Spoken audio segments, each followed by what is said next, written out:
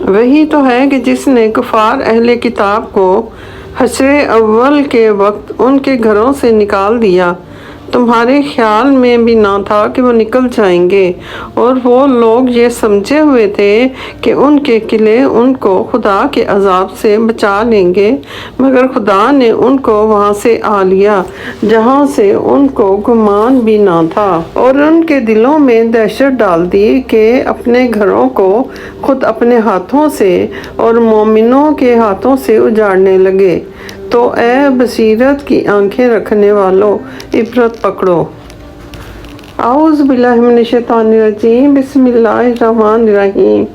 رب اشرح لی صدری ویسر لی امری واحلل عقدۃ من لسانی یفقہوا قولی، رب زدنی علما۔ السلام علیکم دوستو، آج کل جیسا کہ ہم ذکر کر رہے ہیں مدینہ اور مکہ کی گلیوں کا، مدینہ اور مکہ کے پہلے جو اس سے پہلے قبیلے رہ چکے تھے ان قبیلوں کا ذکر کر رہے ہیں۔ ان میں سے خاص طور پر بنو نذیر اور بنو قریظہ کا ذکر قابل ذکر ہے۔ دوستو، اگر آپ شوق رکھتے ہیں مدینہ جانے کا یا یہ کہ مکہ جانے کا یا عمرہ کا یا حج کا، تو آپ لوگوں کو کچھ وہاں کے حالات کے متعلق ضرور معلوم ہونا چاہیے۔ اس کا ذکر ہم کافی دنوں سے کر رہے ہیں۔ ابھی میں آپ کے سامنے جو ہے 2 قبیلوں کا ذکر کرتی ہوں، بنو قریظہ اور بنو نذیر، اس لیے کہ آپ کو مدینہ جا کر تو آپ لوگوں کو وہاں کی کچھ ہسٹری کے متعلق بھی معلوم ہونا چاہیے۔ ویسے تو وہاں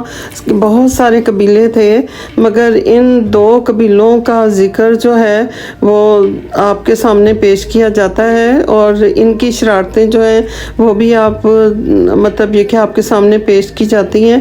ان 2 قبیلوں کی شرارتیں آپ کے سامنے پیش کی جاتی ہیں، اور یہ 2 قبیلے جس طرح کی حرکتیں کرتے تھے باقی قبیلے بھی یہی کچھ کر رہے تھے، مگر زیادہ ذکر جو ہے ہم انہی 2 قبیلوں کا کرتے ہیں۔ اور آپ کو یہ معلوم ہوگا کہ مدینہ میں اس طرح کے حالات سے ہمارے پاک نبی صلی اللہ علیہ وسلم کو گزرنا پڑا، اور ایسے ایسے خطرناک اور شرارت کرنے والے لوگوں سے آپ کا واسطہ رہا۔ تو دوستو، آئیے میرے ساتھ آپ کے سامنے اب پیش کیا جاتا ہے ذکر بنو قریظہ اور بنو نذیر کا۔ بنو نذیر کا سردار کعب بن اشرف تھا۔ وہ ہمیشہ مسلمانوں کے خلاف مشرکوں کو اکسانے اور ان کی مدد کرنے میں مشغول رہتا تھا۔ مثلاً ایک بار کعب بن اشرف 40 افراد کے ہمراہ ایک وفد کی صورت میں مشرکین مکہ کے پاس پہنچا اور ان کو مسلمانوں پر حملہ کرنے کی ترغیب دی۔ مشرکین نے کعب بن اشرف سے پوچھا کہ اس کی نظر میں ہمارا مذہب اچھا ہے یا کہ مسلمانوں کا مذہب۔ کعب بن اشرف گو کہ اہل کتاب تھا، لیکن دنیاوی مفاد کے پیش نظر مذہب کو بھی بیچ دیا۔ اس نے مشرکوں سے کہا کہ یقیناً ان کا مذہب مسلمانوں سے بہتر ہے۔ جیسا کہ کہا رب تعالیٰ نے کہ بھلا تم نے ان لوگوں کو نہیں دیکھا کہ جن کو کتاب سے حصہ دیا گیا ہے کہ بتوں اور شیطان کو مانتے ہیں، اور کفار کے بارے میں کہتے ہیں کہ یہ لوگ مومنوں کی نسبت سیدھے راستے پر ہیں۔ ایسی بات چیت کے بعد دونوں فریقوں میں یہ معاہدہ طے ہوا کہ وہ مل کر مسلمانوں سے لڑائی کریں گے۔ حضرت جبرائیل علیہ السلام نے رسول کریم صلی اللہ علیہ وسلم کو اس معاہدے سے مطلع فرمایا۔ کعب بن اشرف کی خیانت آشکار ہو گئی۔ یہ مسلمانوں اور یہودیوں کے باہمی معاہدے کی سراسر خلاف ورزی تھی۔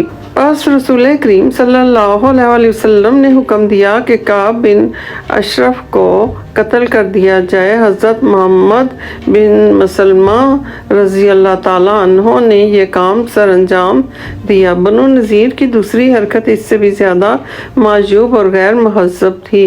ایک بار رسول کریم صلی اللہ علیہ وسلم بنو نذیر کے ہاں تشریف لے گئے۔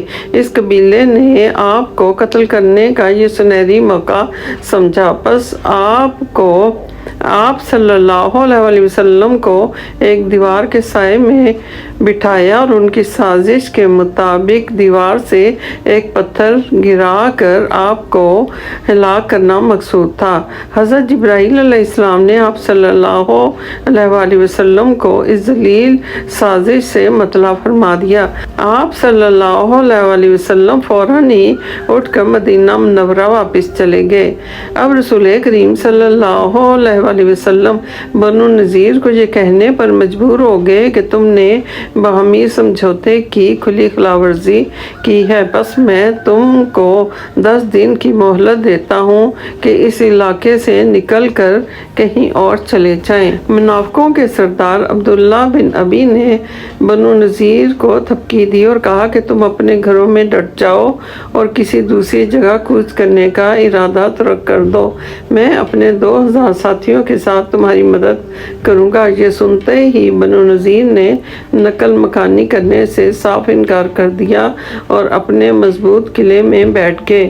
مسلمانوں نے قلعے کا محاصرہ کر لیا۔ بنو نذیر نے قلعے کے اندر سے مسلمانوں پر خوب تیر برسائے۔ مسلمانوں نے ان کے قیمتی باغات کے درختوں کو کاٹنا اور جلانا شروع کر دیا۔ منافقین کا ایک شخص بھی بنو نذیر کی مدد کو نہ پہنچا۔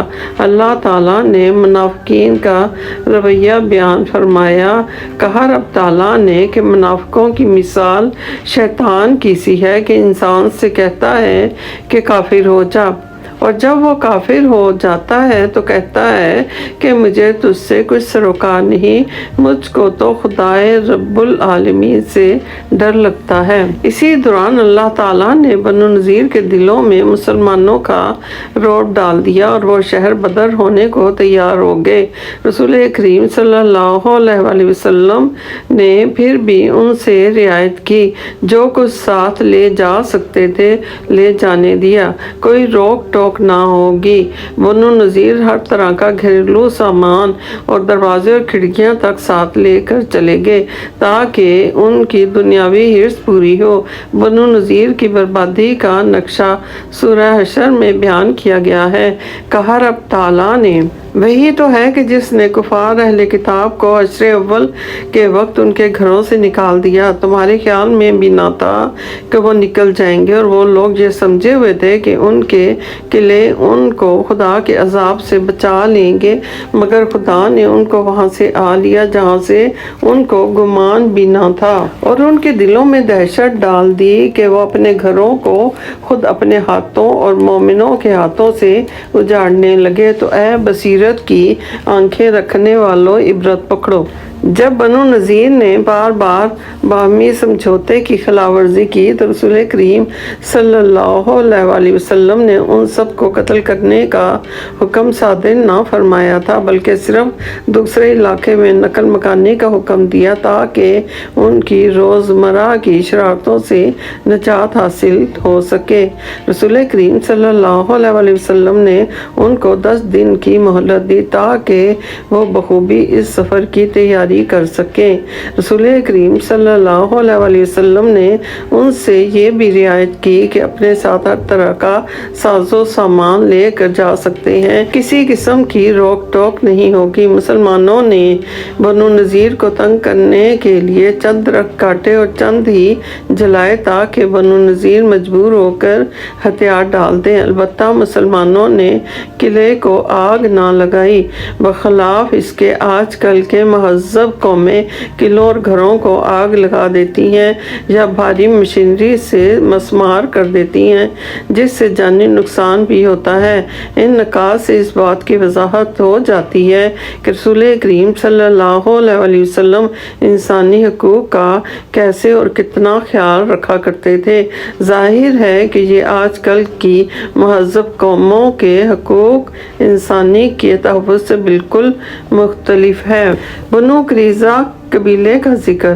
جیسا کہ پہلے ذکر کیا جا چکا ہے کہ بنو نذیر کے سردار کعب بن اشرف نے مکہ مکرمہ کے مشرکوں سے مسلمانوں کے خلاف سازش کی۔ پھر بنو نذیر نے رسول کریم صلی اللہ علیہ وآلہ وسلم کو ایک بڑے پتھر سے ہلاک کرنے کی کوشش بھی کی اور مسلمانوں اور یہودیوں کے باہمی سمجھوتے کی کھلم کھلا خلاف ورزیاں کی۔ اس کے نتیجے کے طور پر انہیں شہر بدر ہونا پڑا۔ کچھ شام چلے گئے اور کچھ خیبر میں منتقل ہو گئے، لیکن اپنی شرارتوں سے وہ لوگ باز نہ آئے۔ مثلاً بنو نذیر کا ایک وفد پہلے مکہ مکرمہ پہنچا اور قریش مکہ کو مسلمانوں کے خلاف جنگ کرنے پر آمادہ کیا۔ پھر بنو غطفان کو ساتھ ملایا اور اس کے بعد یہودی قبیلہ بنو قریظہ نے بھی مسلمانوں کے خلاف جنگ احزاب میں مدد کرنے کی حامی بھر لی۔ رسول کریم صلی اللہ علیہ وآلہ وسلم کو اس کا بہت صدمہ ہوا، کیونکہ عین ممکن تھا کہ بنو قریظہ مسلمان عورتوں اور بچوں پر حملہ کر دیں، جبکہ مسلمان مرد باہر جنگ میں مشغول تھے۔ اللہ تعالیٰ نے فرمایا کہ وہ وقت یاد کرنے کے قابل ہے کہ جب دشمن تمہارے اوپر سے اور تمہارے نیچے سے تم پر وارد ہوگے۔ اوپر سے مراد بنو قریظہ اور نیچے سے مراد باقی احزاب ہیں۔ کہا رب تعالیٰ نے کہ جب وہ تمہارے اوپر اور نیچے کی طرف سے تم پر چڑھ آئے۔ ان مشکل حالات میں بھی اللہ تعالیٰ نے مدد فرمائی اور مسلمان فتح یاب ہوئے۔ جیسا کہ بخاری شریف میں درج ہے کہ عائشہ فرماتی ہیں کہ رسول کریم صلی اللہ علیہ وآلہ وسلم غزوہ احزاب کے بعد ابھی گھر پہنچے ہی تھے اور غسل سے فارغ ہوئے ہی تھے کہ اچانک حضرت جبرائیل علیہ السلام تشریف لائے اور رسول کریم صلی اللہ علیہ وآلہ وسلم سے کہا کہ آپ نے جنگی لباس اتار دیا ہے، جبکہ ہم یعنی فرشتے ابھی تک جنگی لباس میں ہیں۔ آپ ہمارے ساتھ آئیے تاکہ ہم بنو قریظہ کو ان کی خیانت کی سزا دیں۔ شاید یہ بات قابل ذکر ہو کہ حضرت جبرائیل علیہ السلام اور رسول کریم صلی اللہ علیہ وآلہ وسلم کی ملاقات کی جگہ مسجد نبوی کی مشرقی دیوار میں ایک کھڑکی ہے، جس پر مندرجہ ذیل آیت لکھی ہوئی ہے، جس کا ترجمہ یہ ہے: خدا اور اس کے فرشتے پیغمبر صلی اللہ علیہ وآلہ وسلم پر درود بھیجتے ہیں، مومنو تم بھی ان پر درود اور سلام بھیجا کرو۔ یاد رہے کہ مسجد نبوی کی مختلف توسیعات کے ساتھ مشرقی دیوار اور یہ کھڑکی قدر مشرق کی جانب بڑھا دی گئی ہے۔ بہرحال رسول کریم صلی اللہ علیہ وآلہ وسلم نے اعلان فرمایا کہ سب مسلمان عصر کی نماز سے قبل بنو قریظہ کے علاقے میں پہنچ جائیں۔ تھکے ماندے صحابہ نے لبیک کہتے ہوئے بنی قریظہ کے قلعے کا محاصرہ کر لیا، جو کہ 25 دن جاری رہا۔ بنو قریظہ کے سردار کعب بن اسد نے اپنے قبیلے کو مندرجہ ذیل 3 تجاویز پیش کی۔ اس نے کہا کہ سب سے اول بات یہ ہے کہ اگر تم ٹھنڈے دل سے سوچو تو تمہارے دل اس بات کی تصدیق کریں گے کہ محمد صلی اللہ علیہ وآلہ وسلم صراط مستقیم پر ہیں اور یہ کوئی نئی بات نہیں، یہ توریت میں بھی مذکور ہے۔ اگر تم یہ بات مان لو تو تمہاری جانیں اور مال بچ جائیں گے اور تم دنیا اور آخرت میں فلاح پاؤ گے۔ دوسرا طریقہ یہ ہے کہ تم خود ہی اپنے بیوی بچوں کو قتل کر دو اور پھر پورے زور سے مسلمانوں کا مقابلہ کرو۔ تیسرا طریقہ یہ ہے کہ مسلمانوں پر بروز ہفتہ حملہ کر دو، کیونکہ مسلمانوں کے خیال کے مطابق ہم بروز ہفتہ لڑائی نہیں کیا کرتے۔ اس طرح اچانک حملے سے مسلمانوں کو شکست دینے کی کوشش کرو۔ یہودیوں نے اپنے سردار سے کہا کہ پہلی تجویز نامنظور ہے، کیونکہ ہم توریت کے علاوہ کسی اور کتاب کی اتباع کرنے کے لیے راضی نہیں۔ دوسری بات یہ ہے کہ ہمارے بیوی بچوں کا کیا قصور ہے، ہم ان کو ناحق کیوں قتل کریں؟ اس کے لیے دوسری تجویز بھی رد کر دی جاتی ہے۔ تیسری تجویز ہمارے مذہب اور توریت کے خلاف ہے، اس لیے یہ بھی منظور نہیں۔ اس دوران اللہ تعالیٰ نے مغرور قبیلے کے دلوں میں مسلمانوں کا رعب ڈال دیا۔ جیسا کہ کہا رب تعالیٰ نے کہ اور اہل کتاب میں سے جنہوں نے ان کی مدد کی تھی ان کو ان کے قلعوں سے اتار دیا اور ان کے دلوں میں دہشت ڈال دی، تو کتنوں کو تم قتل کر دیتے تھے اور کتنوں کو قید کر لیتے تھے، اور ان کی زمین اور ان کے گھروں اور ان کے مال کا اور اس زمین کا جس میں تم نے پاؤں بھی نہیں رکھا تھا تم وارث بنا دیے گئے۔ اس ڈر کے زیر اثر انہوں نے ہتھیار ڈال دیے۔ غور فرمائیے کہ اوپر کی دو آیات میں نہ صرف اللہ تعالیٰ نے اپنی مدد کی یاد دہانی کرائی بلکہ مسلمانوں کو آئندہ فتوحات کی خوشخبری بھی دے دی۔ سبحان اللہ۔ رسول کریم صلی اللہ علیہ وسلم نے حضرت سعد بن معاذ کو بنو قریظہ کے بارے میں فیصلہ کرنے کی اجازت دی۔ یہودی ہمیشہ بہت چالاک ہوتے ہیں۔ انہوں نے رسول کریم صلی اللہ علیہ وسلم سے درخواست کی کہ حضرت سعد بن معاذ رضی اللہ تعالیٰ عنہ کی جگہ حضرت ابو لبابہ کو مقرر فرما دیا جائے۔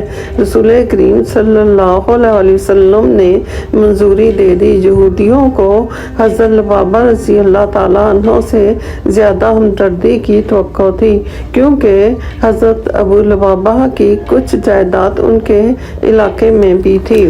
جب حضرت ابو لبابہ بنو قریظہ کے پاس پہنچے تو انہوں نے حضرت ابو لبابہ سے یہ سوال کیا کہ اگر ہم قلعے سے باہر آ جائیں تو ہمارے ساتھ کیا سلوک کیا جائے گا؟ حضرت ابو لبابہ نے اپنی انگلی اپنی گردن پر رکھی، یعنی کہ وہ قتل کر دیے جائیں گے۔ اس عمل کے فوراً بعد حضرت ابو لبابہ رضی اللہ تعالیٰ عنہ کو احساس ہوا کہ یہ تو رسول کریم صلی اللہ علیہ وسلم کا راز تھا جو میں نے فاش کر دیا ہے۔ اس شرمندگی کے باعث حضرت ابو لبابہ رضی اللہ تعالیٰ عنہ مسجد نبوی پہنچے اور اپنے آپ کو ایک ستون سے باندھ دیا اور یہ عہد کیا کہ جب تک میری توبہ قبول نہیں ہوگی اسی حالت میں رہوں گا۔ جب رسول کریم صلی اللہ علیہ وسلم کو اس کی خبر پہنچی تو فرمایا کہ اگر پہلے ہی سیدھا میرے پاس آ جاتا تو میں اس کے لیے مغفرت کی دعا کرتا۔ اب پورا معاملہ اللہ تعالیٰ کے ہاتھ میں ہے۔ حضرت ابو لبابہ اسی طرح 7 دن و 7 رات بندھے رہے، سوائے نماز اور رفع حاجت کے عارضی طور پر ستون سے علیحدہ ہوتے تھے۔ 7 دن کے بعد آپ رضی اللہ تعالیٰ عنہ کی توبہ قبول ہوئی۔ یہ ستون بھی مسجد نبوی میں موجود ہے۔ اس پر استوانہ ابو لبابہ لکھا ہوا ہے۔ یہ واقعہ سورۃ الانفال 28-27 آیت میں درج ہے۔ کہا رب تعالیٰ نے کہ اے ایمان والو، نہ تو خدا اور رسول صلی اللہ علیہ وسلم کی امانت میں خیانت کرو اور نہ اپنی امانتوں میں خیانت کرو، اور تم ان باتوں کو جانتے ہو، جان رکھو کہ تمہارا مال اور اولاد بڑی آزمائش ہے، اور یہ کہ خدا کے پاس نیکیوں کا بڑا ثواب ہے۔ بالآخر حضرت سعد بن معاذ رضی اللہ تعالیٰ عنہ نے بنو قریظہ کے بارے میں اپنا فیصلہ دیا۔ آپ نے فرمایا کہ ان کے مردوں کو قتل کر دیا جائے اور عورتوں اور بچوں کو قیدی بنا لیا جائے۔ بنو قریظہ اپنی عہد شکنیوں اور خیانت کے باعث اس کے مستحق بھی تھے، کیونکہ وہ ہر وقت مسلمانوں کے دشمنوں سے ریشہ دوانیاں کرتے اور ان کی ہر طرح سے مدد کیا کرتے تھے۔ اس غزوے سے مسلمانوں کو بہت قیمتی مال غنیمت ہاتھ لگا۔ رسول کریم صلی اللہ علیہ وسلم نے یہ مال غنیمت غزوہ کے شرکا میں تقسیم کر دیا۔ مدینہ منورہ کے گرد و جوار میں اور بھی یہودی قبیلے تھے جن کا چال چلن ان قبیلوں سے مختلف نہ تھا، لیکن مثال کے طور پر صرف 2 کا ذکر ہی کافی ہے۔ اللہ اکبر، لاکھوں درود و سلام میرے آقا و مولا رسول خدا صلی اللہ علیہ وسلم اور رسول خدا صلی اللہ علیہ وسلم کی تمام آل پر، تمام اولیاء، تمام بزرگان دین، تمام فرشتوں، تمام اماموں، تمام بزرگان دین پر، حضرت موسیٰ علیہ السلام، حضرت ہارون علیہ السلام، حضرت داؤد علیہ السلام، حضرت سلیمان علیہ السلام اور جنت البقیع کے تمام مومنین اور مومنات پر۔ اللہ تعالی ہم سب کو حق اور سچ کے ساتھ چلنے کی توفیق عطا فرمائے۔ ربنا آتنا فی الدنیا حسنۃ وفی الآخرۃ حسنۃ وقنا عذاب النار۔